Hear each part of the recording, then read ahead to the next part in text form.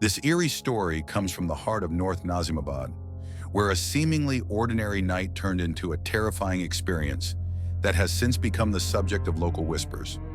It all began with a young man named Anas, who decided to go up to his rooftop at around 3 a.m. The night was quiet, and the air had that strange, still quality that only comes with the dead of night.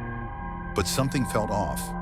Anas couldn't quite put his finger on it, but a creeping unease began to wash over him as he stood on the rooftop. He couldn't shake the feeling that he wasn't alone, even though there was no one in sight.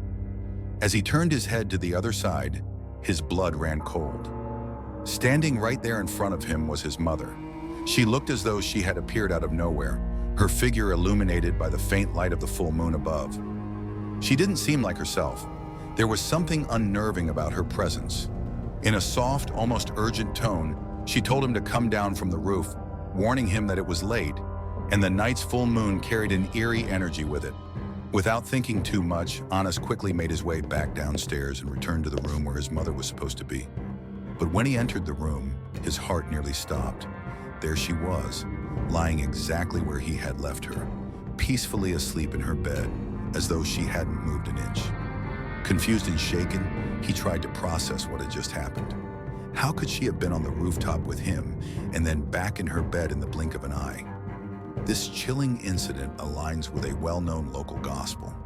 When the lights are dim and the moon is full, jinns, supernatural beings from Islamic folklore, are said to roam freely, especially in the places where they're least expected. It's believed that jinns have the ability to shapeshift, taking the form of familiar people or even objects to mislead those who come into contact with them. The fact that the mother Anas saw on the rooftop was so convincing only deepens the mystery, suggesting that what he encountered was not his real mother, but a jinn in disguise. The full moon, which is often associated with strange occurrences, seemed to have played a significant role in this particular event.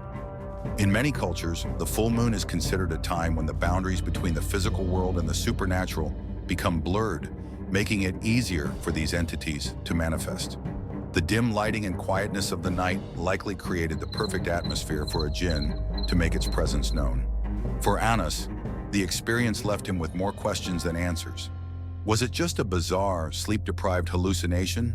Or had he truly come face to face with something from the other side?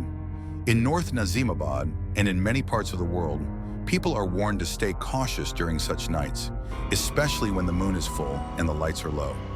Locals often claim that jinns seek out those who are unsuspecting, often appearing as loved ones or figures they trust, making it harder to differentiate between what's real and what isn't.